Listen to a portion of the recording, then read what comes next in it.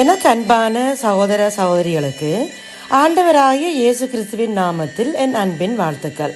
இன்றைய நாள் செய்திக்கான வார்த்தை எரேமியா 33:26 அவர்களுடைய சிறையிருப்பை நான் திருப்பி அவர்களுக்கு இறங்குவேன் என்று கர்த்தர் சொல்லுகிறார். இங்கே சிறை என்பது வெளியே வர முடியாமல் அடைக்கப்பட்ட ஒரு நிலையை குறிக்கிறது. ஓட முடியாது, நடக்க முடியாது, ஒரு காரியத்தை செய்ய முடியாது இருக்கிற நிலையாக கருதப்படுகிறது. இன்றைக்கு அநேகர் தமக்கு ஏற்பட்ட வியாதியின் நிமித்தம், கடன் பாரங்களின் நிமித்தம், மிகுந்த மனவேதனைகளின் நிமித்தம், தனிமையின் நிமித்தம் அவற்றினின்று வெளியே வர முடியாமல் ஒரு அடைக்கப்பட்ட நிலையில் இருப்பதை பார்க்கிறோம். அவர்களுடைய சிறையிருப்பை நான் திருப்பி அவர்களுக்கு இறங்குவேன் என்று கர்த்தர் சொல்லுகிறார். கர்த்தர் இரக்கமும் மன உருக்கமும் நீடிய சாந்தமும் மிகுந்த கிருபையும் உள்ளவர். கர்த்தர் எல்லார் மேலும் தயவுள்ளவர். அவர் இரக்கங்கள் அவருடைய எல்லா கிரியைகளின் மேலும் உள்ளது.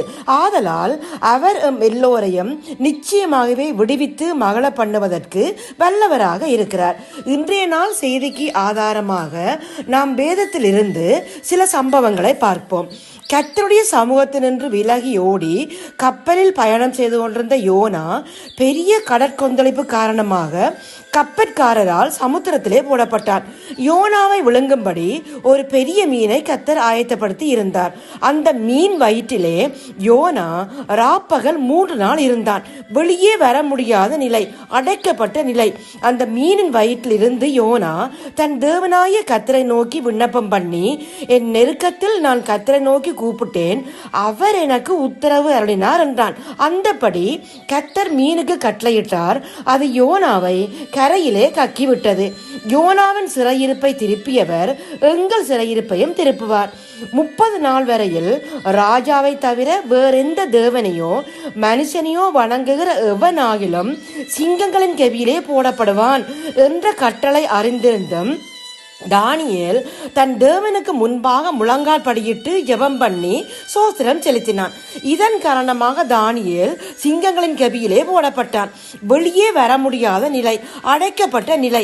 ஆனால் அவன் தன் தேவன் பேரில் விசுவாசமாய் இருந்தபடியினால் சிங்கங்கள் அவனை சேதப்படுத்தாதபடிக்கு தேவன் தம்முடைய தூதனை அனுப்பி சிங்கங்களின் வாயை கட்டி போட்டார். இவ்வாறு தானியேலின் சிறையிருப்பை திருப்பியவர் எங்கள் சிறையிருப்பையும் திருப்புவார். ஒரு நாள் இயேசுவுக்கு மிகவும் நெருக்கமான நண்பன் லாசரு வியாதியா இருந்தான். அவனுடைய சகோதரிகள் இயேசுவை சீக்கிரமாக வரும்படி சொல்லி அனுப்பினார்கள். ஆனால் அவர் உடனடியாக புறப்பட்டு செல்லவில்லை. காலம் தாழ்த்தி அவர் சென்றபோது லாசருவை அவர்கள் அடக்கம் பண்ணி விட்டார்கள்.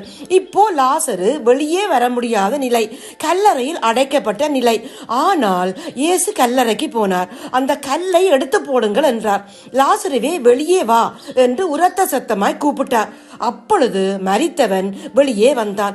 இவ்வாறு லாசருவின் சிறையிருப்பை திருப்பியவர் எங்கள் சிறையிருப்பையும் திருப்புவார்.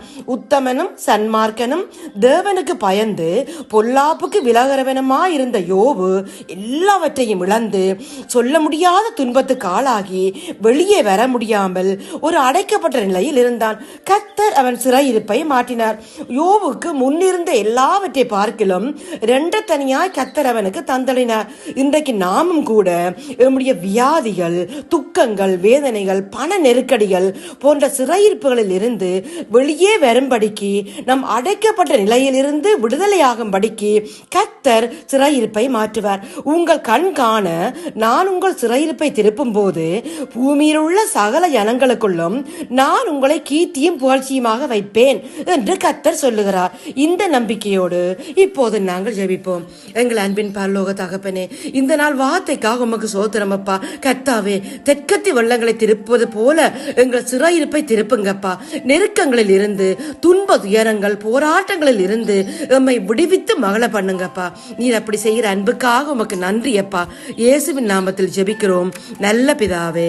ஆமேன், ஆமேன், ஆமேன்.